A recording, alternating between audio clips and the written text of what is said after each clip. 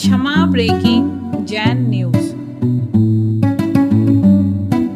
आर्जव धर्म आपके सामने आया है, जिसकी आराधना हम और आप करने के लिए बैठे हुए हैं। वैसे श्रमण प्रतिदिन प्रतिपल धर्म की आराधना करता है, उसके लिए समय की कोई पाबंदी नहीं। हर क्षण धर्म की ओर दृष्टि, स्वभाव की ओर दृष्टि जाती है और जाना चाहिए। ज्ञान का स्वभाव है जानना और देखना, किंतु जानना और देखना होते हुए भी बीच में स्वभाव को ओझल कराने में ऐसा कोई तत्व है जो व्यवधान उपस्थित करता है। हम जानना चाहते हैं स्वरूप को, स्वरूप का पहचान नहीं हो पाता। जानना तो चाहते हैं, किंतु ज्ञान भी अपने पास है, लेकिन बीच में ऐसा कोई व्यवधायक तत्व सामने आता है जिसके कारण स्वभाव की ओर दृष्टि नहीं जा पाती। स्वभाव की ओर दृष्टि क्यों नहीं जा पाती, इसको लेकर के गुरुदेव ने एक प्रसंग सुनाया था प्रवचन के दौरान। उसको आपके सामने रखता हूँ। हालांकि प्रत्येक व्यक्ति उस दृश्य को देखता है, देखते हुए भी उसकी दृष्टि चिंतनात्मक नहीं होती। और आचार्य महाराज गुरुदेव, जिनकी दृष्टि प्रत्येक वस्तु को देखते हुए उसके स्वभाव के विषय में वो चिंतन किया करते हैं, और हम और आपकी दृष्टि वहाँ तक पहुँच नहीं पाती। आप प्रतिदिन दीपक जलाते होंगे और उस दीपक का अवलोकन भी आप करते होंगे, किंतु वह आपके लिए उदाहरण नहीं बन पाता जो उनके लिए उदाहरण बन गया है। उनका ये कहना है कि दीपक की लौ यदि स्थिर है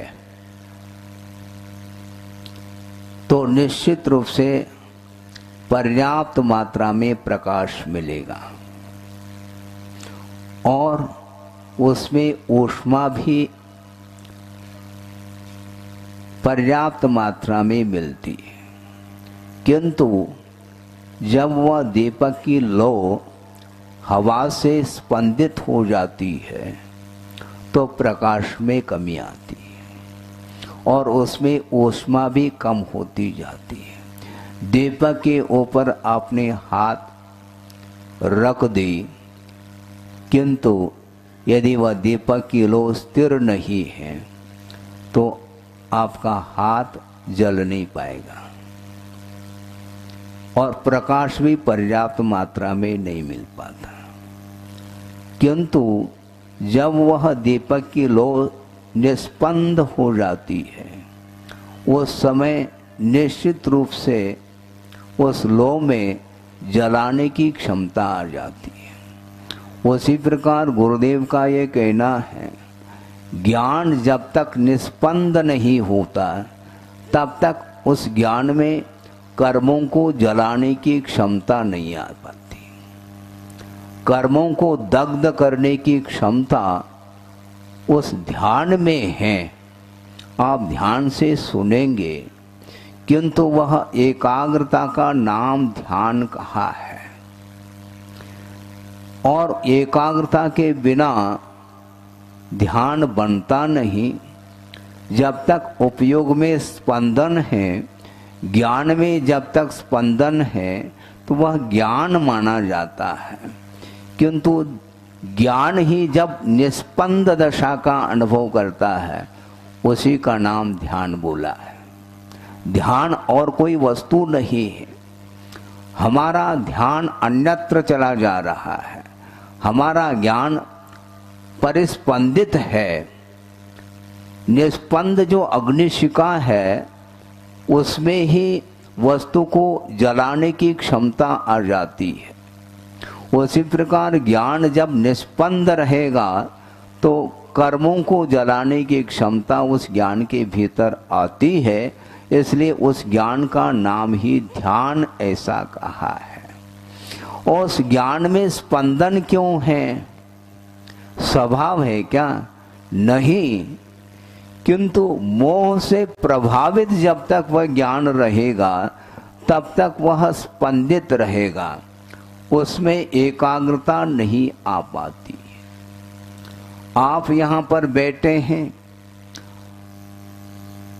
हमारी ओर आपकी दृष्टि है, किंतु आपका मन किधर है इसको मैं नहीं जान सकता। आप यहाँ पर उपस्थित है, मैं मान रहा हूँ, किंतु शरीर उपस्थित है, किंतु आपका उपयोग कहाँ पर टिका हुआ है यह मेरे बुद्धि का विषय नहीं। लगता ऐसा है कि हम सुन रहे हैं, किंतु ध्यान किस ओर है? ध्यान यदि अन्यत्र है तो निश्चित रूप से आप बैठे रहेंगे, किंतु आपको कोई भी विषय समझ में नहीं आएगा। इसलिए एकाग्र हो करके हमें धर्म की आराधना करनी चाहिए। धर्म के बीच में कोई भी आना नहीं चाहिए। धर्म के बीच में कोई भी आ गया तो फिर धर्म साइड में रह जाएगा। और हुआ ऐसा ही है। जानना और देखना आत्मा का स्वभाव होते हुए भी वह पर से आकर्षित क्यों है?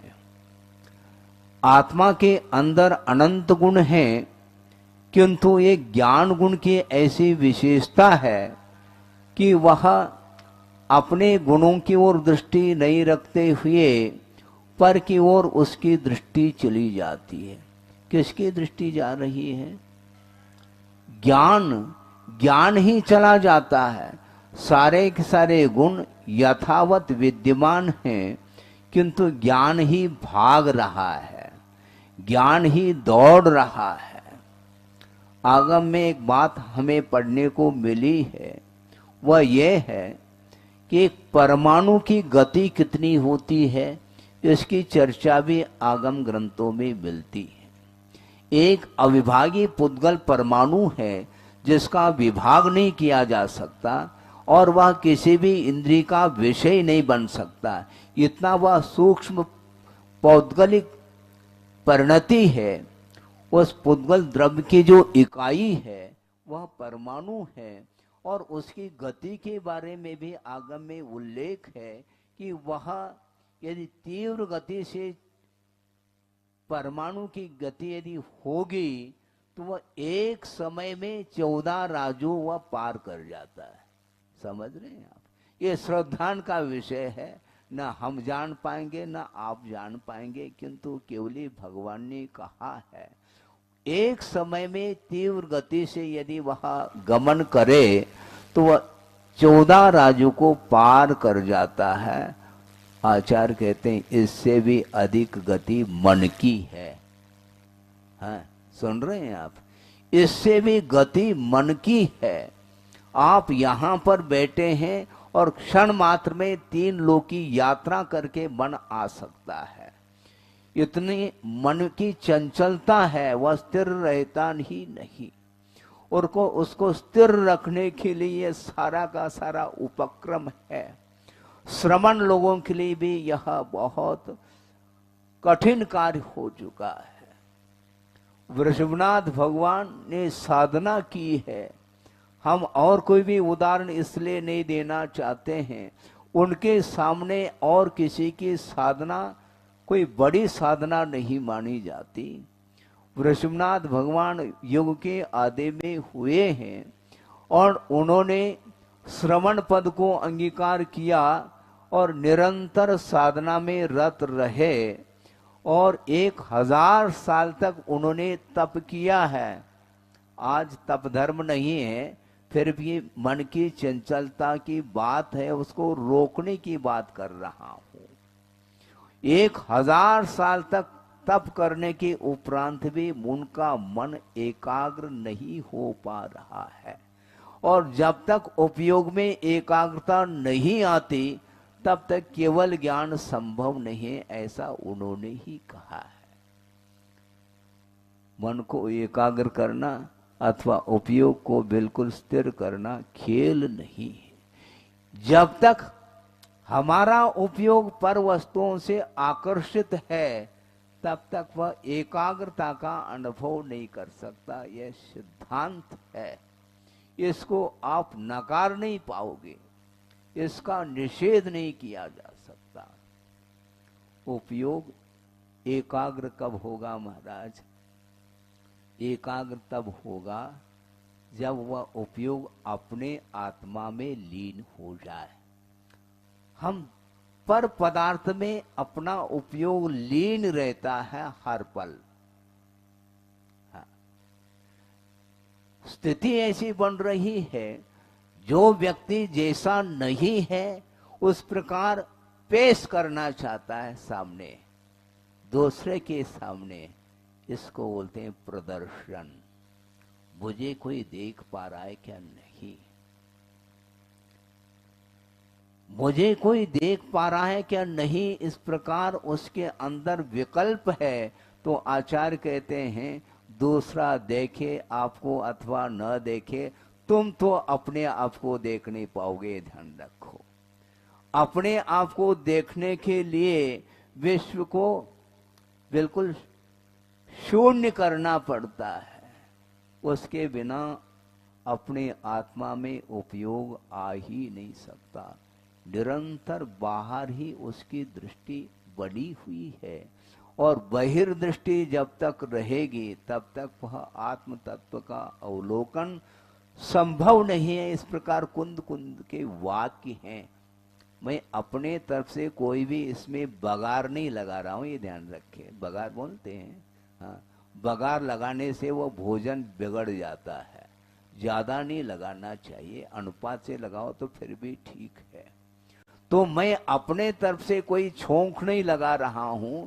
कुंद कुंद स्वामी अध्यात्म ग्रंथ के रचयिता है, उन्होंने उसमें लिखा है, और वो किसको फोकस कर रहे हैं? आप लोगों के लिए नहीं, श्रमण लोगों के लिए फोकस कर रहे हैं। वो क्या कहना चाहते हैं? वो परमाणु मित्त यम्प्य हो रागादीनम तो विज्जदे जस नविसो जानदे अप्पा नयम तो सवाग मदरो भी सर्वागम धर अपि आत्मानम न जानाति। समस्त आगम का आलोडन कर लिया है, द्वादशांग के पाठी भी बने हैं, मान लो वो श्रमण, तब भी आत्मा का अवलोकन वो नहीं कर पाएंगे। क्यों?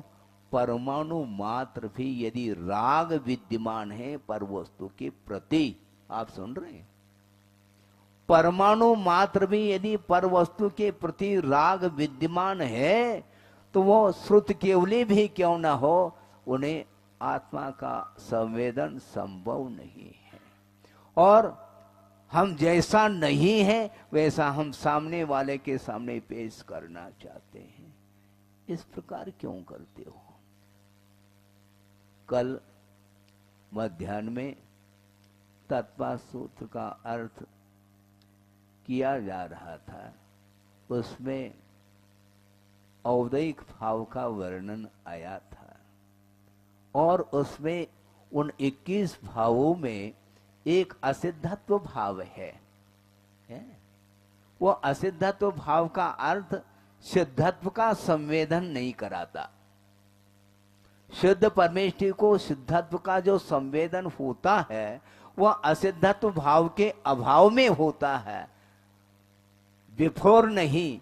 14वें गुणस्थान के अंत समय तक जब सिद्धत्व का संवेदन नहीं कर सकते, इसका अर्थ है जो जैसा है वैसा रहना चाहिए।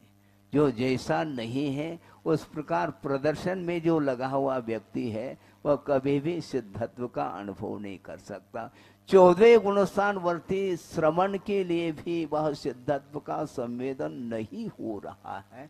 क्यों? क्योंकि कर्माधीन परिणमन चल रहा है द्रव्य का। जब तक कर्म समाप्त नहीं होगे, कृष्ण कर्म विप्र मोक्षो मोक्ष, ये सूत्र आने वाला है 10वें अध्याय में। संपूर्ण कर्मों का जब क्षय नहीं होगा तब तक सिद्धत्व की उपलब्धि नहीं होगी।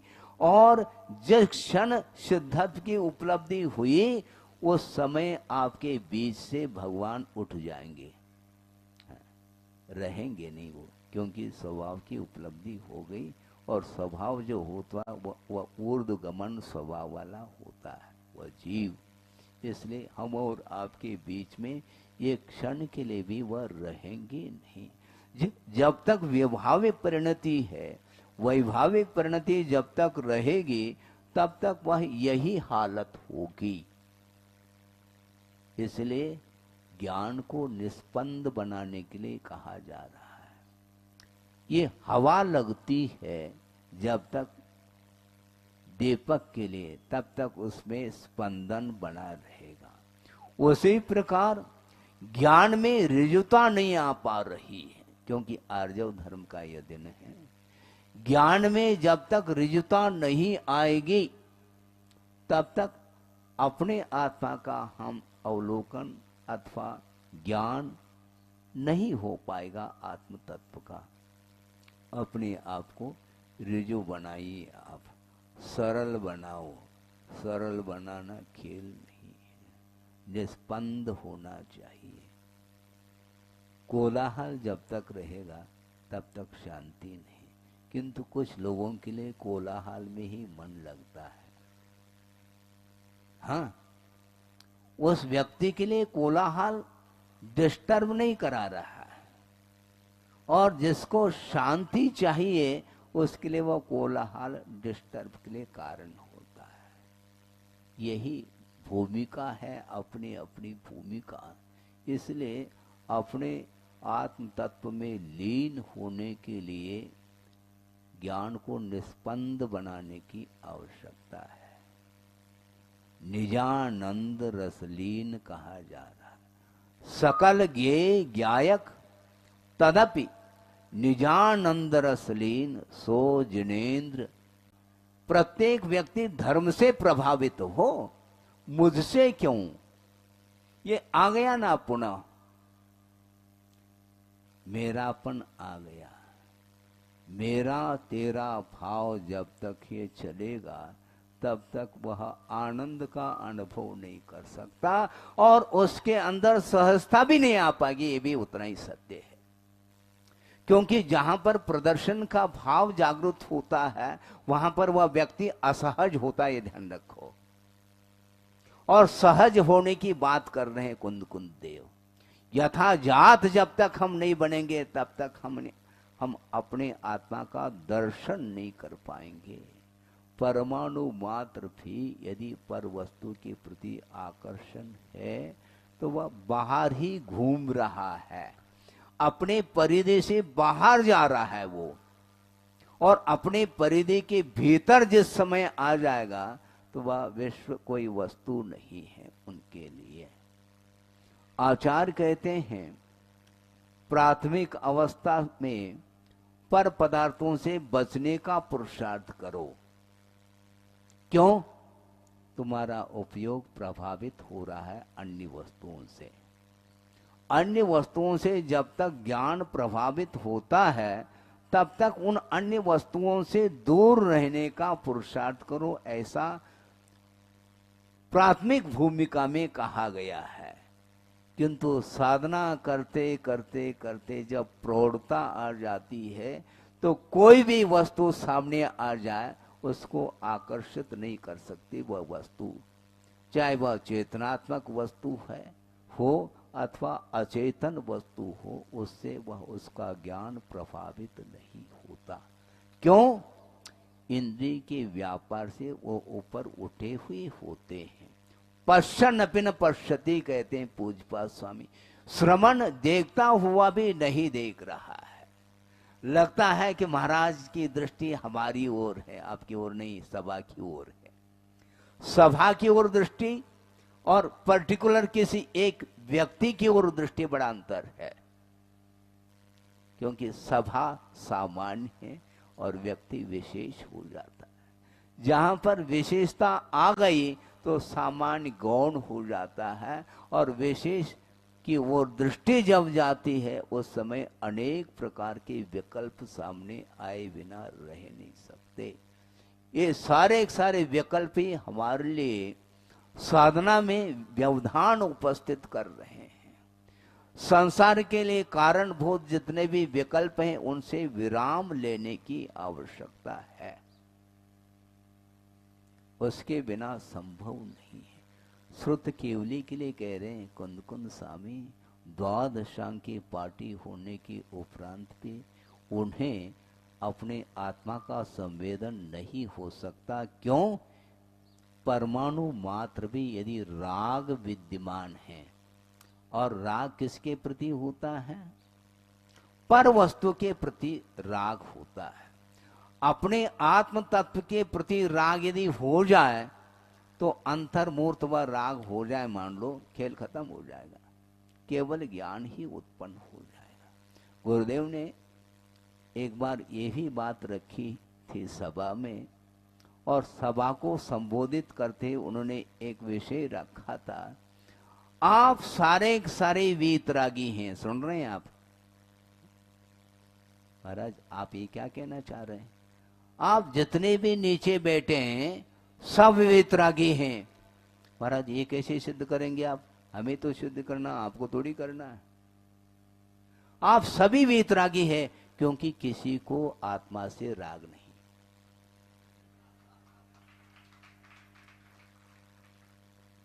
और हमसे बड़ा कोई रागी नहीं, क्योंकि आत्मा को छोड़ करके अन्य पदार्थ के प्रति हमारा राग किंचित मात्र भी नहीं है, इसीलिए हम रागी सिद्ध हो गए।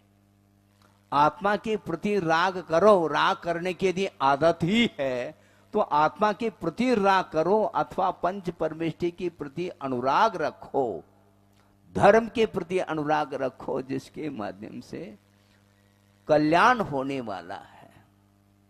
केवली पन्नतम धम्मम शरणम पवज्यामि।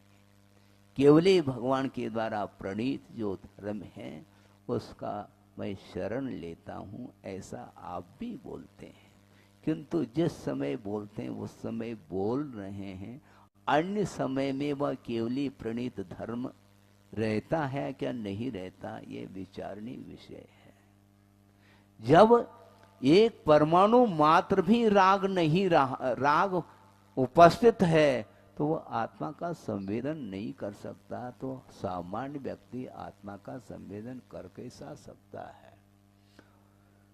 गणधर परमेष्टि समो शरण में विराजमान है, और 500 धनुष ऊपर प्रभु विराजमान है, और उनके चरणों में गणधर परमेष्टि हैं।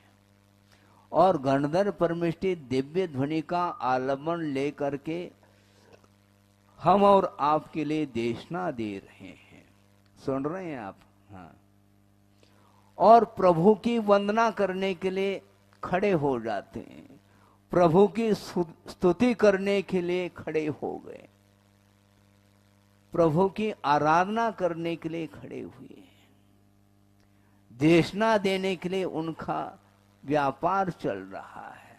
उस समय कुंद कुंद स्वामी कहते हैं गणधर परमेष्टि भी अपने आत्मा का संवेदन नहीं कर पाएंगे। क्यों? जब तक ये विकल्प है, प्रवृत्ति जब तक है, तब तक ज्ञान में एकाग्रता नहीं आ सकती। ज्ञान में परिस्पंद जो होता है वो दो तरह के विकल्पों के द्वारा होता है। एक वैश्विक विकल्प जो कि संसार के लिए कारण माना जाता है, किंतु एक सत विकल्प वह संसार के लिए कारण नहीं, किंतु मुक्ति तक ले जाने में वह भी बाधक सिद्ध होता। ऐसा कुंद कुंद का कहना। आपके लिए नहीं, नहीं तो तुम पूजा पाठ ही छोड़ना प्रारंभ कर दोगे, ऐसा नहीं। हाँ, आप करिएगा। अपनी भूमिका के अनुरूप पंच परमेष्ठी की आराधना करने के लिए आपके लिए जो साधन सामग्री है उसका आलम्बन लेकर के बड़े उत्साह के साथ आप नृत्य भी कर लो, आशीर्वाद है हमारा। लेकिन मैं ही नृत्य करने के लिए खड़ा हो जाऊं, कुंद कुंद सब कहते हैं बैठो शांति से, तुम्हारी भूमिका नहीं है। हाँ, तुम्हारी भूमिका प्रभु का दर्शन कर लो, पर्याप्त है, नृत्य मत करो। तुम श्रमण बने हो, तुम श्रम करो। श्रमण बने हैं तो श्रम करो, ये कह रहे हैं। मूलाचार का आधार लिए बिना, चारित्र का आधार लिए बिना समय सार का आधार लेना संभव नहीं है, पक्की बात है। तो जब समो शरण में गणधर परमेष्ठी को भी शुद्धोपयोग नहीं हो पा रहा है, शुक्ल ध्यान नहीं हो पा रहा है, तो हम लोगों को कौन सा ध्यान होगा ये बताओ आप। आपकी भूमिका ध्यान की अलग है और श्रवण की भूमिका अलग है। इसलिए पर वस्तु के प्रति जो राग है, अटैचमेंट है, उसको समाप्त करने के लिए ये धर्म आया है। क्योंकि ज्ञान में जो स्पंदन है वह आत्मावलोकन के लिए बाधक सिद्ध हो रहा है। इसलिए वक्रता ठीक नहीं। जब तक ज्ञान में वक्रता रहेगी, उपयोग में जब तक व्यग्रता रहेगी, तब तक ध्यान भूल जाओ आप, नहीं हो सकता ध्यान। बहुत एकाग्रता की आवश्यकता है। पलक झपकने में असंख्यात समय निकल जाते हैं, इसलिए बहुत अलर्ट हो जाता है कौन? ड्राइवर। सारे गाड़ी में जितने भी यात्री बैठे हैं वो सब नींद ले रहे हैं, किंतु ड्राइवर को यदि नींद आ गई तो ओम शांति। ओम शांति का अर्थ समझ में आ गया महाराज? इतना क्षोभम तो आ गया। ओम शांति का अर्थ कोई एक व्यक्ति भी बच नहीं पाएगा। डॉक्टर अपने ड्राइवर यदि नींद लेता है, निश्चित रूप से वह अपनी न स्वयं की रक्षा कर पा सकता है, न दूसरे की रक्षा कर सकता है। इसलिए अपनी आत्मा की रक्षा करना चाहो तो राग को समाप्त करने का पुरुषार्थ करो। इसलिए उपयोग में सरलता लाओ। हैं महाराज, सरलता कैसे आए? सरलता भी सरलता के द्वारा ही आती है, ध्यान रखो। उसमें भी यदि टेढ़ापन है तो वह सरलता है ही नहीं, वह प्रदर्शन माना जाएगा वस्तुतः देखा जाए। और प्रदर्शन के साथ न सहजता है, न सरलता है, वक्रता है, और वह असहज हो रहा है। क्योंकि सामने वाला व्यक्ति मुझसे आकर्षित हो रहा है क्या नहीं, इस ओर उसकी दृष्टि है, उपयोग उस ओर है, इसलिए उपयोग में व्यग्रता विद्यमान है। उपयोग को सरल बनाने के लिए आचार्य कहते हैं यथाजात बनो। यथाजात का अर्थ क्या? जो नवजात शिशु होता है उसको यथाजात बोलते हैं। जैसा भीतर है वैसा वह बाहर है, उसमें किसी भी प्रकार से परिवर्तन नहीं है, इसको सरल बोलते हैं। और कुंद कुंद स्वामी ने श्रवण के लिए भी यथाजात लिंग कहा है। यथाजात का अर्थ जैसा भीतर वैसा बाहर, किसी भी प्रकार से उपयोग में विकृति नहीं। और जब तक उपयोग में मन में विकृति आएगी तब तक प्रकृति संभव नहीं, अर्थात स्वभाव का संवेदन करना संभव नहीं है। बहुत कठिन है ये। व्याख्यान करना फिर भी सरल हो सकता है, शब्दों के माध्यम से हम दूसरे को प्रभावित कर सकते हैं, किंतु आचार्य कहते हैं दूसरे को मत प्रभावित करो। धर्म से प्रभावित हो रहा है क्या नहीं हो रहा है ये देखो, बल्कि दूसरे को देखने के अपेक्षा से हम स्वयं धर्म से प्रभावित है क्या नहीं, इसको बारीकी से अध्ययन करने की आवश्यकता है। इसलिए आज आर्जव धर्म की उपासना करने के लिए हम बैठे हैं। ऋजुता का जो भाव है, ऋजोर भाव आर्जवम, ऐसा का ऋजुता का, सरलता का जो भाव है उसका नाम आर्जव है। कुटिलता का अभाव होना चाहिए। और गुरुदेव ने दो पंक्ति दी है। हमने अभी जो बैठे हैं क्षुल्लकगण, वो ब्रह्मचर्य अवस्था में गुरुदेव के पास दर्शन हेतु गए थे और उन्होंने ही उनके सामने ये पंक्ति रखी थी और उन्होंने हमें सुनाया है। और वो बार बार हमारे लिए वो क्या गूंजते रहते हैं वो शब्द। उन्होंने ये कहा, मोक्ष मार्ग जटिल तो है, मोक्ष मार्ग जटिल तो है किंतु कुटिल नहीं। जटिल का अर्थ कठिन है।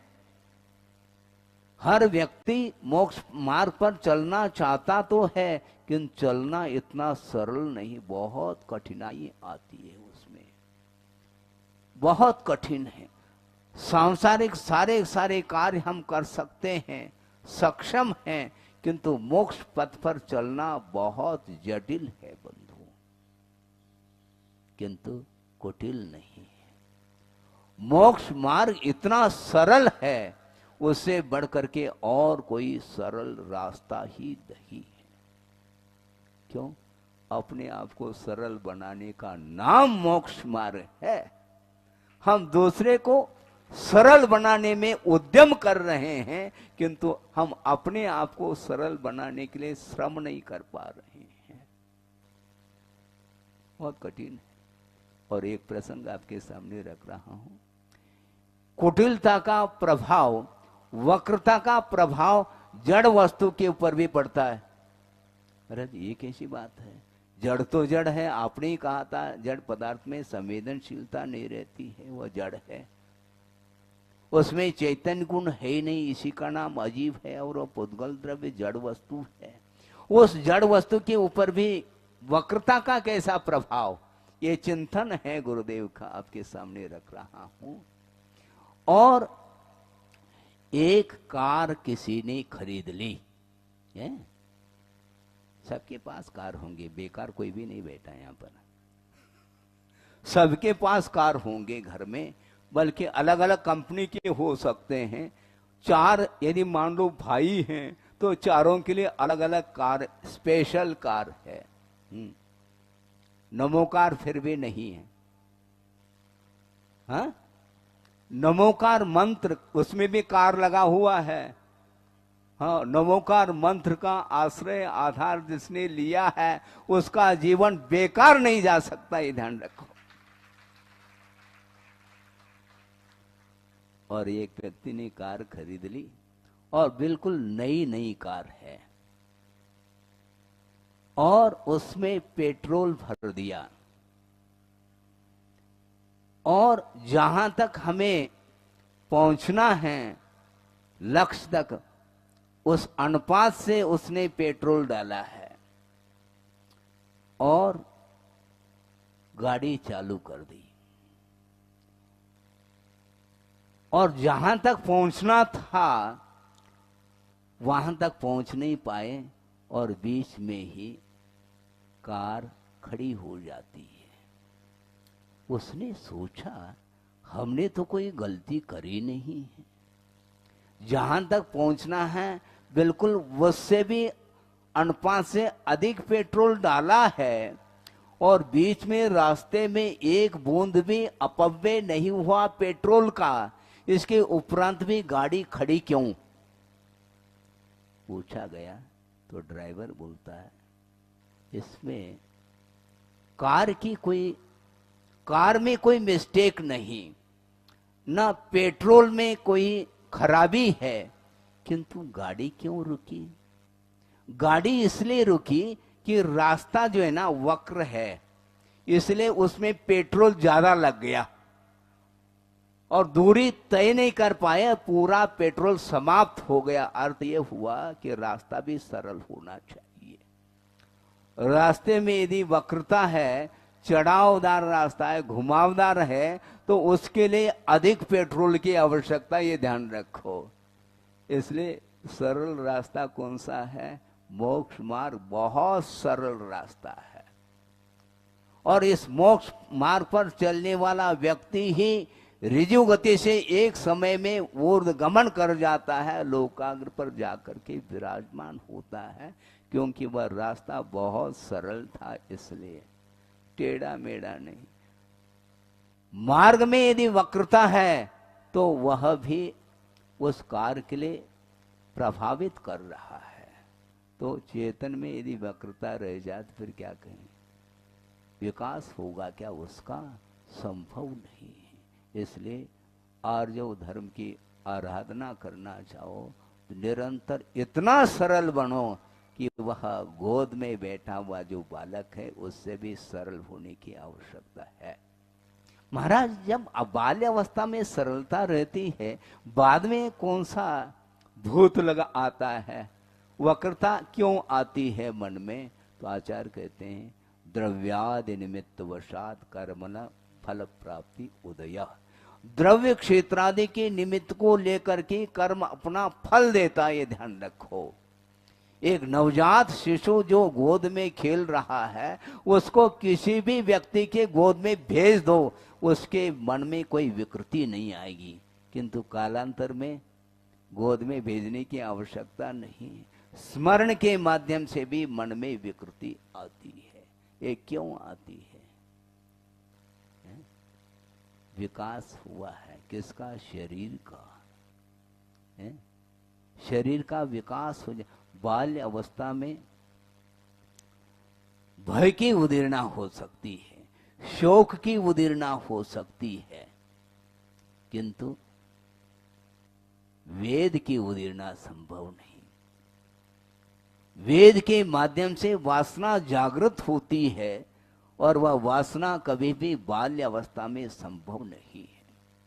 वह जैसे जैसे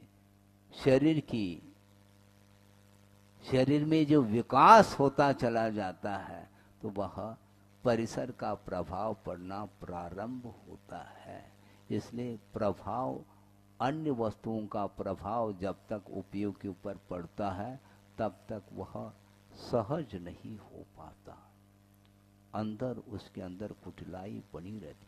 और ये वक्रता जो आती है मन में या उपयोग में, उसमें भी कारण लोभ ही है। हाँ, ये लोभ इसलिए जो है ना सबसे बड़ा पाप माना गया लोभ को, क्योंकि लोभ के बिना वक्रता संभव नहीं। एक व्यापारी है और वह व्यापार कर रहा है, किंतु वह व्यापार सरलता के साथ कर नहीं पाएगा। जिस भाव से माल खरीदा है, क्या उसी भाव से बेचेगा? संभव नहीं। प्रॉफिट चाहिए। और ये प्रॉफिट क्या है? प्रॉफिट क्या है? लाभ चाहता है। और लाभ यदि मान लो नहीं हो पाता है तो निश्चित रूप से उसमें मिलावट करना प्रारंभ कर देता है। ये मिलावट क्या? इसमें भी असलियत नहीं, इसमें असलियत नहीं, रियलिटी नहीं है। दिखा रहा है रियल है ऐसा, किंतु वो ना रियल होता ना। आचार्य महाराज कहते उसको श्रीफल बोला करो। नारियल का अर्थ क्या?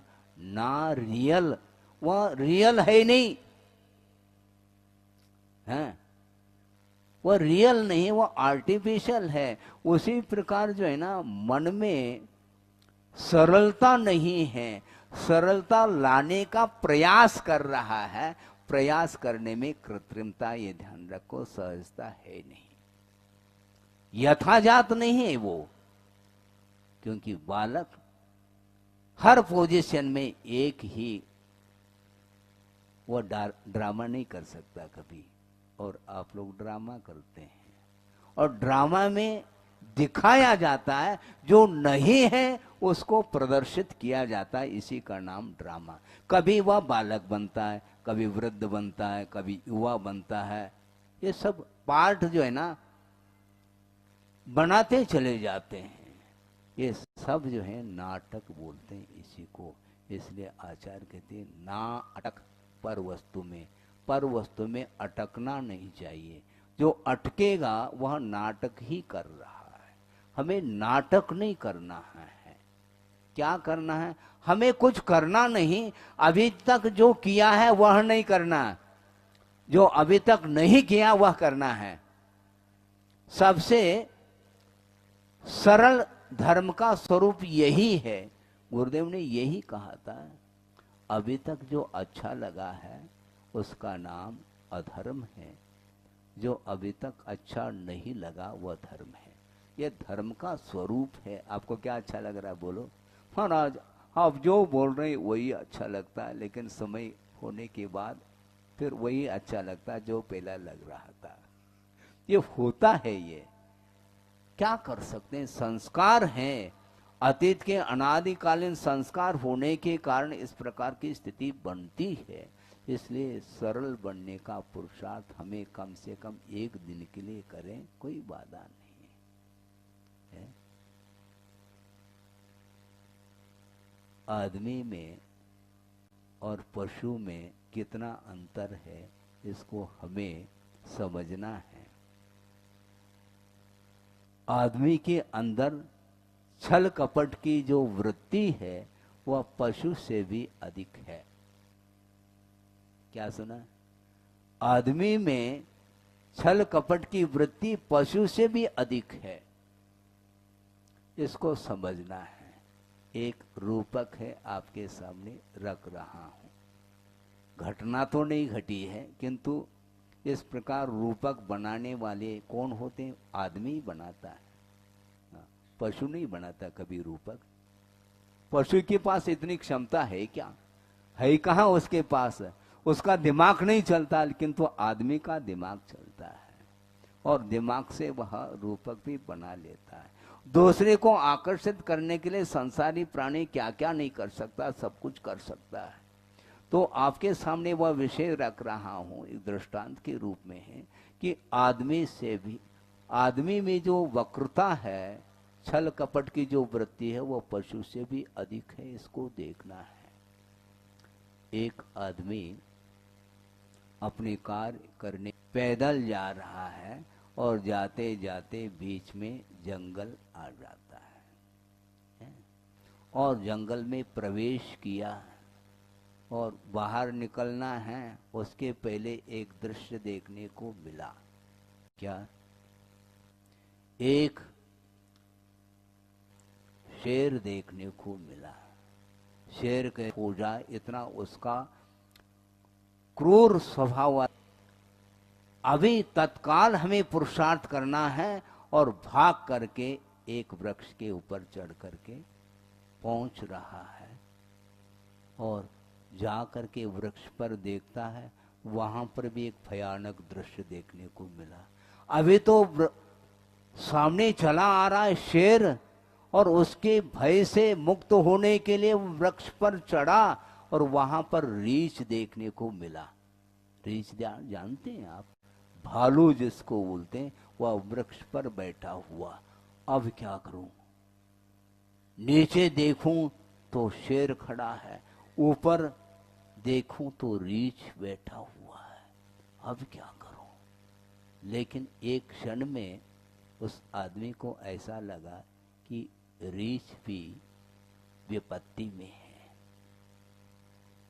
वो भी मुसीबत में है, वो भी डरा हुआ है।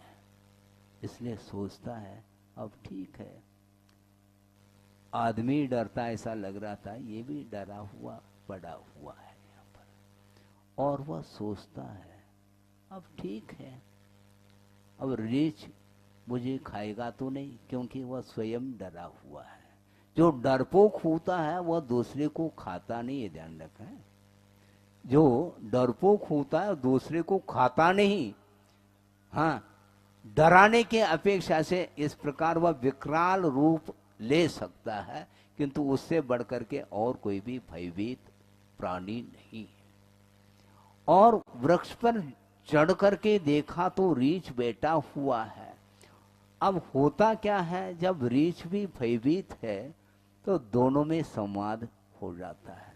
देखो ऐसा करो कि रात किसी भी प्रकार से व्यतीत करना है, क्योंकि नीचे शेर बैठा हुआ है और उससे दोनों भयभीत हैं, रीछ भी भयभीत है और आदमी भी भयभीत है, दोनों भयभीत है।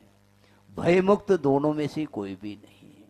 और दोनों में विचार बनता है कि धीरे धीरे जो है ना अंधेरा छा रहा है, रात घिर रही है, तो किसी भी प्रकार से शांति के साथ अपने को रात व्यतीत करना है। किंतु रात भर जागना तो संभव नहीं है, इसलिए एक दूसरे की रक्षा की अपेक्षा से थोड़े थोड़े देर के लिए दोनों सो जाएं तो ज्यादा अच्छा है। और दोनों में विचार विमर्श हो जाता है और रीछ कहता मैं पहला सो जाता हूं और तुम मेरी रक्षा करते रहो। अच्छी बात है। और वह रीछ सोया हुआ है और आदमी जाग रहा है। और इतने में नीचे जो बैठा बैठा शेर है वो सोच रहा है ये कब तक बैठे रहेंगे दोनों, कोई न कोई एक व्यक्ति नीचे आएगा और पर्याप्त है मेरे लिए, उतना नाश्ता के रूप में पर्याप्त है, मैं खा लूंगा और चला जाऊंगा, ये सोच रहा है। किंतु नीचे उतरने की बात नहीं है। इतने में वो शेर क्या बोलता है आदमी के लिए, देखो मुझे भूख लगी है, ये ध्यान रखो। और भूख मिटाने के लिए दोनों में से किसी का भी मैं भक्षण कर सकता हूं, इसलिए ऐसा कर लो कि रीछ सोया हुआ है, धीरे से उसको नीचे धक्का दे दो तो रीछ नीचे आ जाएगा, तो उसका भक्षण करके मैं लौट जाऊंगा और तुम्हारी रक्षा होगी। अब आदमी के अंदर क्या आ गया, आ गया। अब इसीलिए तो कहा था कि आदमी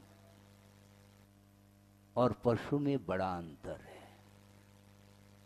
विचार क्या किया था, एक दूसरे की रक्षा की बात करी थी एक क्षण पूर्व में, किंतु वह बात करी थी, अमल नहीं करी। अमल करने का अवसर है, किंतु दूसरे क्षण में उस आदमी के अंदर ये लोभ आ जाता है। ठीक ही तो कह रहा है शेर, धक्का दे दो तो लुढ़क जाएगा, तो मेरी रक्षा होगी। इसलिए वह जैसे ही वह आदमी उस रीछ को धक्का लगाने के लिए हाथ उठाता है, त्यों ही रीछ की नींद खुल जाती है। सुन रहे क्या नहीं, क्या सो रहे हैं? हाँ हो, जिसको भय नहीं वह नींद लेता है, ध्यान रखो। क्यों आपको यहाँ पर शेर तो आ ही नहीं रहा, इसलिए पूछ रहा हूं कि आपको नींद तो नहीं आ रही। और जैसे ही उस आदमी ने रीछ को धक्का देने के लिए हाथ उठाया, नींद खुल जाती रीछ की, और रीछ समझ लेता है कि मेरे साथ धोखा दिया जा रहा है। हाँ, कोई बात नहीं। फिर भी रीछ ने कुछ नहीं कहा उस आदमी को। हाँ, अब नींद मेरी पूरी हो गई है और तुम्हारा नंबर है, तुम सो जाओ। अब आदमी को विश्वास नहीं हो रहा है उस रीछ के प्रति। क्यों? जिसके साथ जिसने धोखा दिया है उसके प्रति अब उसका विश्वास उड़ जाता है और वह आदमी नाटक कर रहा है सोने का, सो नहीं रहा कि क्या पता रीछ का बदला ले ले तो। इसलिए अब वह सोने का नाटक कर रहा है आदमी, और धीरे धीरे धीरे वह बीच बीच में आंख खोल करके देखता है कि कहीं रीछ मेरे ऊपर प्रहार तो नहीं करने जा रहा है। और वह रीछ बैठा हुआ है, आदमी सो रहा है।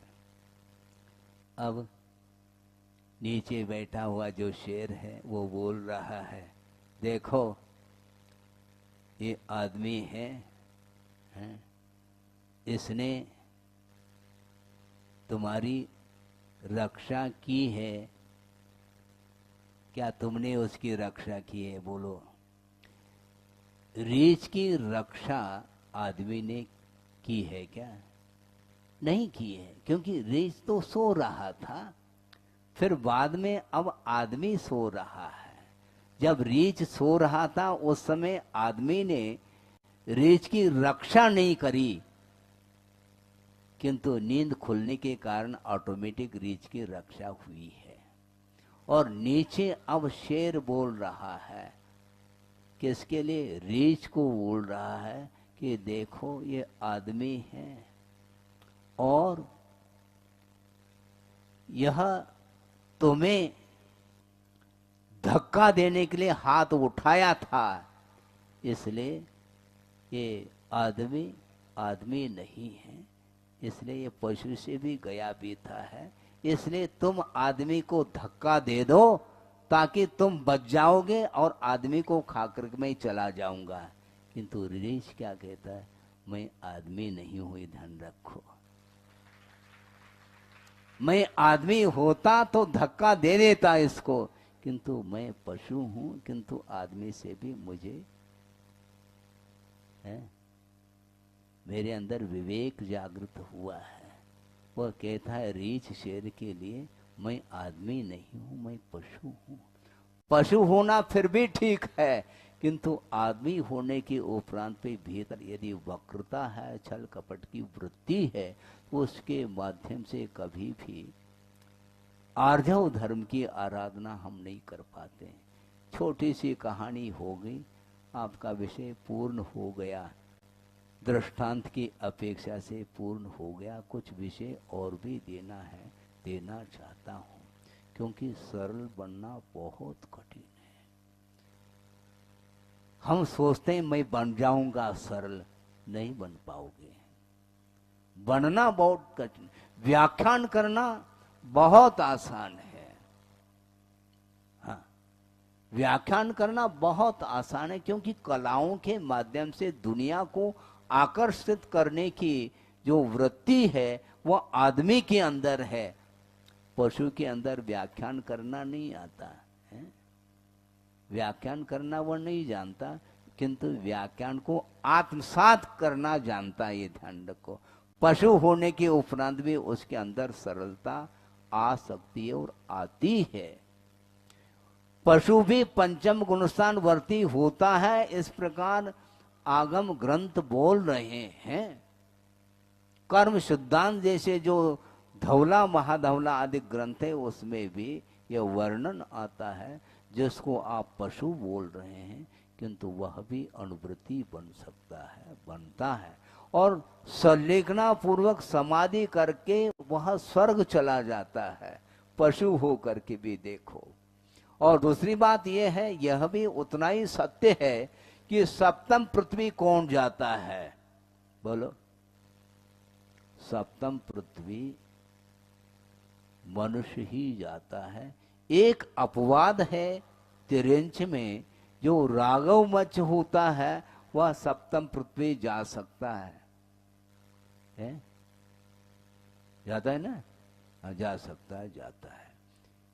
तंदुल मच और राघव मच भी दोनों जा सकते हैं, किंतु इन दोनों के अलावा जितने भी व्याघ्रादिक हैं, जो क्रूर वृत्ति वाले हैं, किंतु व्याघ्र भी मर करके यदि नरक जाता भी है तो पंचम पृथ्वी से नीचे नहीं जा सकता। फिर पंचम पृथ्वी के नीचे दो पृथ्वी और है महाराज, कौन जाएंगे? है मनुष्य जाता है, लेकिन ये ध्यान रखो, स्त्री कभी भी, महिला कभी भी सप्तम पृथ्वी उतर नहीं सकती, ये ध्यान रखो। इतनी क्रूरता उसके अंदर नहीं आ सकती, किंतु व्याघ्र से अधिक तो है, क्योंकि छठी पृथ्वी जा रही है और व्याघ्र पंचम पृथ्वी जा रहा है, ये ध्यान रखना है। क्या? हाँ, शेर पे सवार है। हाँ, सवार शेर है, बिल्कुल। महिला छठे पृथ्वी तक जाती है, किंतु सप्तम पृथ्वी कौन जाता है? जो मुझ पर ताव लेता है वह सप्तम पृथ्वी उतरता है, ये ध्यान रखो। है? ताली बजा रहे हैं आप लोग, मजा आ रहा है, क्या समझ रहे हो? सप्तम पृथ्वी का फाटक यदि खोलता है तो वह कर्म भूमि का मनुष्य जो पुरुष है वही खोलता है। लेकिन ये ध्यान रखो, ऋजुता के क्षेत्र में यदि आगे आता है तो वही पुरुष ही आता है और वही मोक्ष का पात्र माना जाता है, ये ध्यान रखो। मुक्ति भी वही पाता है और सप्तम पृथ्वी को भी वही प्राप्त करता है। दोनों छोर को छू रहा है आसानी के साथ।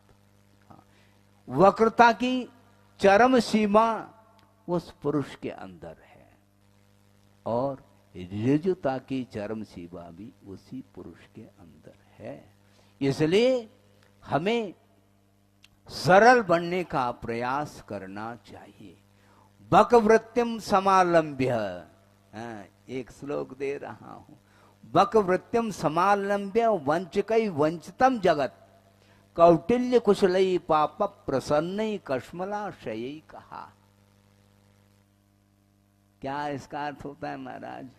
सोचो, बकवृत्तिम समालंब्य, एक बगुला होता है, हाँ, उसको आप जानते हैं, सफेद होता है, सफेद झक, जिसको शुक्लेशा बोल सकते हैं, किंतु शुक्लेशा उसके अंदर नहीं। वर्ण से वह सफेद है किंतु उसके अंदर सफेदी नहीं। हाँ। बकवृत्तिम समान, बगुला जो है वह नदी के किनारे एक टांग पर खड़ा हुआ है, हाँ, ध्यान मग्न है, किंतु वह ध्यान मग्न नहीं है, ध्यान रखो। यदि ध्यान मग्न है तो वह आ ध्यान में मग्न है, रौद्र ध्यान में मग्न है, ये ध्यान रखना। धर्म ध्यान उसकी बस की बात नहीं है। उसी प्रकार संसारी प्राणी बकवृत्ति का आलम्बन लेकर के पूरे जगत को ठग रहा है, ऐसा इस श्लोक में कहा है। वंचितम वंचितई वंचकई जगत, ऐसा जो ठग है वह जगत को ठग रहा है, उससे बचिए आप। हाँ, जो ठगवृत्ति अपना लेता है, जो दूसरे को ठग रहा है, वंचना, ये ठीक नहीं। तीन लोग को ठगने के लिए वह उद्यमशील है। और कौटिल्य कुशलई कहा, किसमें कुशलता है? कुटिलता में कुशलता आई है। अब सोचो, विचार करो, सरलता में कुशलता हो तो फिर भी है, वह धन्यवाद का पात्र है, किंतु कुटिलता में जिसकी कुशलता आ गई है उससे पहले बचिए आप। नहीं है तो उस चपेट में आ गए तो निश्चित रूप से हमें पाताल जाना पड़ेगा, पक्की बात है। पाप प्रसन्न, ऐसा का पाप कार्य में हमेशा जो प्रसन्नता का अनुभव करता है उससे बचिए आप, और जो पाप कार्यों से कोसों दूर रहता है उसका आलिंगन करिए आप। गले मिलिए आप। हाँ, क्योंकि धर्म की आराधना करने वाला व्यक्ति स्वयं भी अपने आप को ऊपर उठाता है, अपना आत्म कल्याण करता है, और उसके चरणों में जो भी व्यक्ति आ जाए उसका भी कल्याण हुए बिना रह नहीं सकता। इसको बोलते हैं बकवृत्तिम समालंब्य वंचकई वंचितम जगत कश्मलाशयई, ऐसा भी एक विशेषण दिया, जिसका आशय अर्थात चित्त हमेशा कलुषता से परिपूर्ण है, निर्मल परिणाम जिसके अंदर नहीं है, उस व्यक्ति से कोसों दूर रहना चाहिए। क्योंकि ये वक्रता भी जो आती है वह पर वस्तु के साथ संबंध रखने से वक्रता आती है। व्यक्ति क्रोध के माध्यम से पर वस्तु के ऊपर अधिकार जमाने का प्रयास करता है, किंतु सामने वाला व्यक्ति यदि मान लो बलवान है तो वह सोचता है कि अब क्रोध नहीं करना, अब षड्यंत्र के माध्यम से उसको अपने अंडर में करना है। दूसरे के ऊपर अधिकार जमाने का भाव यदि आता है और वो क्रोध के माध्यम से नहीं कर पाता है तो उस कार्य को मायाचारी के माध्यम से कर लेता है। षड्यंत्र के माध्यम से वह सामने को इस प्रकार पेश करता है अपने आप को कि वह सामने वाला व्यक्ति समर्पित हो जाए। इसमें कुटिलता है। इस प्रकार भी विनम्रता का प्रदर्शन कर सकता है, ये ध्यान रखो, किंतु उसके अंदर विनम्रता नहीं, कुटिलता है। हाँ, आपकी प्रशंसा जरूरत से ज्यादा आपको इनवाइट कर सकता है वो प्रशंसा के लिए, किंतु भूल करके भी उस प्रशंसा से प्रभावित नहीं होना। हाँ, बहुत कठिन काम है, क्योंकि प्रशंसा क्यों कर रहा है, उसमें कुछ न कुछ दाल में काला है, उसके बिना वह प्रशंसा कर नहीं सकता। वो धारयन्त्यमृतम वाची हृदय हालाहलम विषम कहा। वचनों में अमृत झर रहा है, किंतु हृदय में हालाहल विष है। हृदय में, जिसके हृदय में विष भरा हुआ है, उसके मीठे मीठे वचनों से हमारा कल्याण नहीं होने वाला। हाँ, वचनों में मिठास हमें कोई आवश्यकता नहीं। गुरु के द्वारा डांट खाना मैं पसंद करता हूं। 1000 बार मुझे गुरु डांटे, मुझे मंजूर है, किंतु अज्ञानी के द्वारा मुझे प्रशंसा प्राप्त करना पसंद नहीं है। काय की प्रशंसा, किसकी प्रशंसा? धर्म की प्रशंसा होनी चाहिए, धर्म का जय जयकार होना चाहिए। और कोई जय जयकार करता है तो उस जय जयकार को सुन करके जो फूल जाता है वह धर्मात्मा नहीं माना जाता, ये ध्यान रखिए आप। इसलिए बहुत कुछ हम कह गए, किंतु आगम के बाहर हमने नहीं कहा, पहले ही कहा था। हम बिल्कुल बगार नहीं लगा रहे हैं, ये ध्यान रखो। जो आगम में लिखा है, जो कहा है, 100% यथार्थ तत्व का प्रतिपादन करने के लिए गुरु की आज्ञा है और आगम की आज्ञा है। निर्भीक होकर के उपदेश देना चाहिए, किंतु निरीहता के साथ उपदेश देना चाहिए। निरीहता, निर्भीक वक्ता तो मिल सकते हैं कदम कदम पर, किंतु निरीह वक्ता बहुत कठिन है। हाँ, निरीह होना चाहिए, लोभ नहीं आना चाहिए। हमें अधर्म से बचना है। अनंत काल व्यतीत हुआ, वक्रता के साथ व्यतीत किया है, अभी भी वक्रता उसको अच्छी लगती है। इन्हें पाप अच्छा लगता है संसारी प्राणी को। पुण्य करना तो चाहता है, किंतु साथ किसका देता है? पाप का। पुण्य करना चाहता है, किंतु पुण्य का साथ नहीं देता, पाप का साथ देता है और प्रतीक्षा करता है पुण्य अर्जित हो जाए। ये संभव नहीं है, क्योंकि कारण सदृशम कार्यम कहा। जैसा कारण होगा वैसा ही कार्य होता है। आप बबूल का पेड़ बो, बबूल का बीज बो और आम लग जाए तो भूल जाओ आप, कहीं भी, चाहे देश चले जाओ, विदेश चले जाओ, संभव नहीं है। इसलिए जो पाप का बीज बो रहा है, उसके पास जाने से आपको सावधान रहना चाहिए। इसलिए पंच परमेष्टि की आराधना करो। मुझे कोई आवश्यकता नहीं, मैं अकेला हूँ और अकेला रहूँगा, अकेला ही जाना है। इसलिए भयभीत होने की कोई आवश्यकता नहीं, किंतु वक्रता की पूजा करते आए हैं अभी तक। उस वक्रता की पूजा को छोड़ करके ऋजुता की पूजा करो, और जब धर्म की आराधना करो, जिसके माध्यम से सरलता आती है और उसके माध्यम से ही वस्तु तत्व का लाभ हो जाता है स्वरूप तक पहुंचने के लिए। और जो धर्म ही एकमात्र शरण लेने योग्य धर्म है, उसकी आराधना करते करते अतीत में जितने भी सिद्ध हुए हैं, उन्होंने वक्रता की पूजा नहीं की, किंतु आर्जव धर्म की आराधना करते हुए अपने जीवन को पवित्र बनाने का पुरुषार्थ किया। उसके फलस्वरूप अनंत काल के लिए स्वतंत्रता के साथ, अनंत सुख के साथ जीवन उनका चलेगा। शरीर आश्रित जीवन नहीं। जब तक शरीराश्रित जीवन है तब तक परतंत्रता रहती है, स्वाधीनता का अनुभव नहीं हो पाता। इसलिए स्वाधीनता का अनुभव करना चाहो तो एकमात्र धर्म ही हमारे लिए शरणभूत हैं।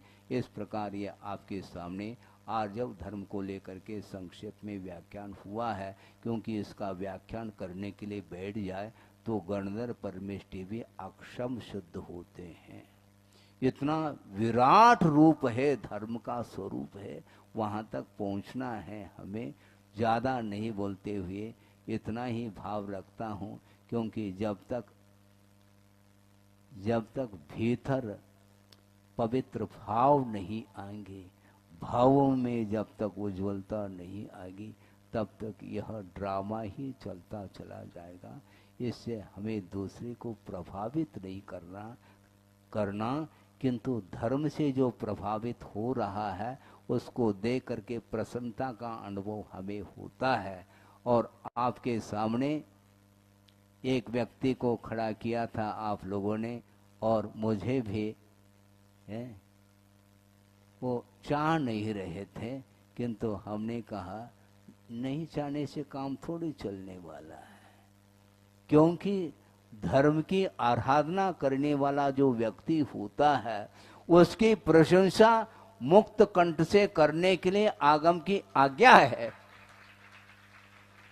और श्रमण भी श्रावक की प्रशंसा कर सकता और करना चाहिए।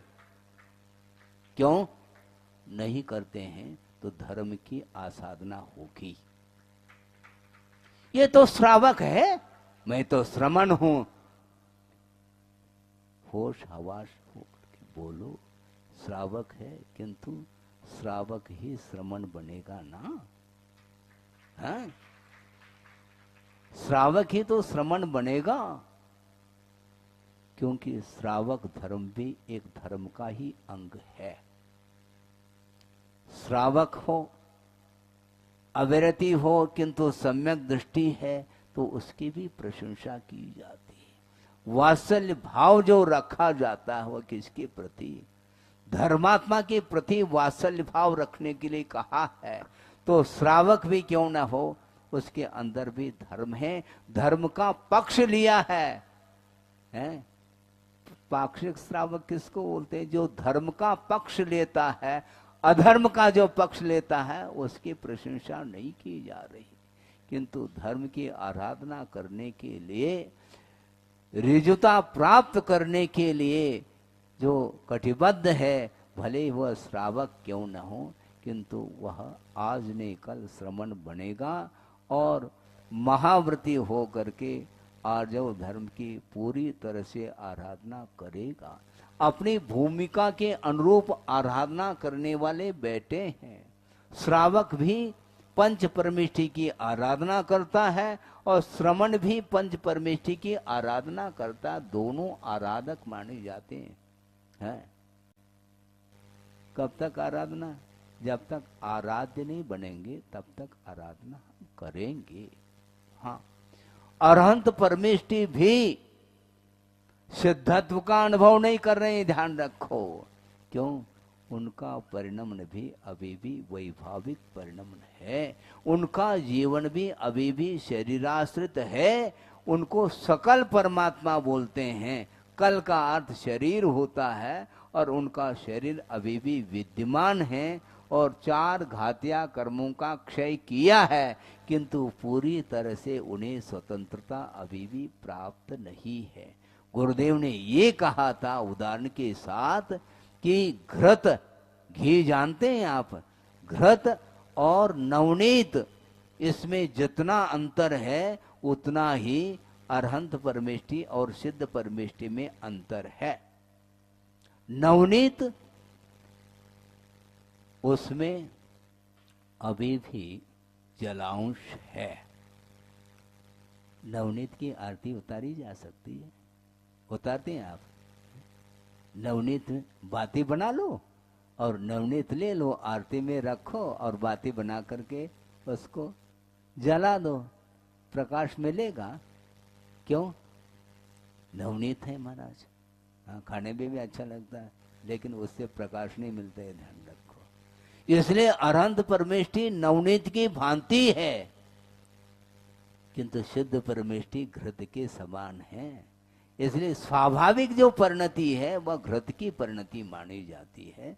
नवनीत अभी भी, हालांकि घृत और नवनीत के बीच में ज्यादा अंतर नहीं, निकटवर्ती वह पर्याय मानी जाती है, किंतु नवनीत जब तक रहेगा तब तक वह गंध नहीं आएगी उसमें से।